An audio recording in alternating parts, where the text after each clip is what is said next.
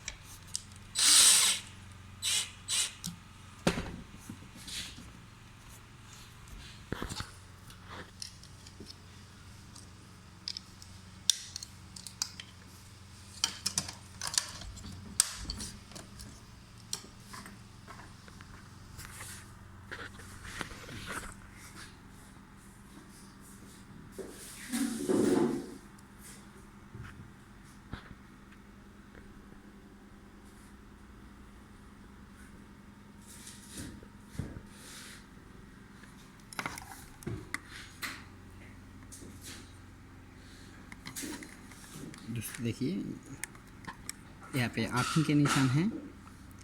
यहाँ पे जिधर आर्थिंग के निशान है इधर में आर्थ का वायर जोड़ दिया, और इधर में देखिए एन लिखा हुआ है अंदर में। यहाँ पे न्यूट्रल का वायर जोड़ा है, और इधर में देखिए एल लिखा है, इधर में फेज वायर जोड़ दिया। इसके साथ इधर में एक बॉडी में हम लोग आर्थिंग कर दिया। इसका क्या काम क्या है, अगर इधर में कहीं पे मेटल का बॉडी है, अगर कहीं पे वायर इंसुलेशन ख़राब हो गया और इधर से कोई करंट लीक हो के इस मेटल बॉडी में आ गया तो कोई पकड़ेगा तो उसको शॉर्ट करेगा। इसलिए इसमें हम लोग आर्थिंग कर दिया। तो क्या हुआ, जो अगर कोई लीकेज करंट होगा तो ये आर्थिंग होके वो ग्राउंड में चला जाएगा। इसके अलावा इसमें ये जो वायर जो डीबी से आया है उसमें आरसीबी और ब्रेकर लगा हुआ है। अगर कोई भी लीकेज करंट होगा तो तुरंत ट्रिप हो जाएगा। फिर भी सेफ्टी के लिए दे दिया है। एक साइंस लैब है, देखिए एक स्कूल है और स्कूल का आपका साइंस लैब है। ये आपका जो है ये गैस का है, एलपीजी गैस के लिए है। देखिए ये आपका स्कूल है।